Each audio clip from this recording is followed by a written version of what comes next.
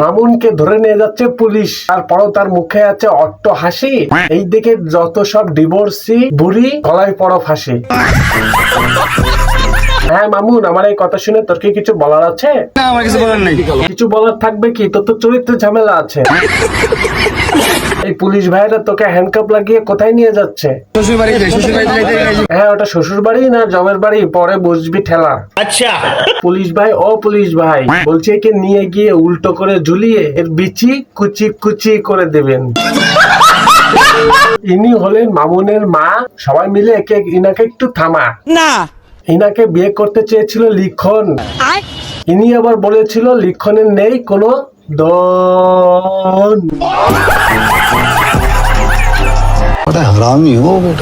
অন্যদিকে লাইলা স্বপ্ন দেখছে করবে সংসার, এদিকে মামুন আছে কারাগার। ঠিক বলেছো। মোহনাও আছে ব্যস্ত, তার ন্যায় বিচার করবে আদায়। এই সব কিছুর জন্য করছে মামুনকেই দায়ী। আচ্ছা। মামুনেরও আছে দোষ, খাতো বাবা। ঠিক বলেছো। এখন সবাই মিলে ওকে ঠাপা।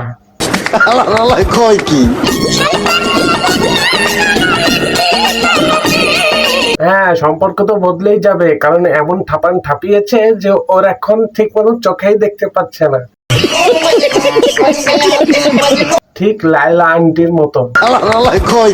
তারপর লাইলা করেছিল 5টি মামলা। লাইলার বাড়ি গিয়ে মামুন করেছিল হামলা। এই দেখো, তোরে না চুদলে মামলা তুলবি না তুই কস। তোরে না চুদলে মামলা তুলবি না তুই। হ্যাঁ মামুন, তুমি ঠিকই বলেছো। বিষয়টা একটু ব্যাখ্যা করবেন? ও তো তোকে শুধুমাত্র ব্যবহার করেছে ওই পুকুরে ডুব দেওয়ার জন্য। আর সত্যি কথা বলতে কি, তোর আমার সবারই 14 গোষ্ঠী ডুবে গেছে ওই পুকুরের জলে।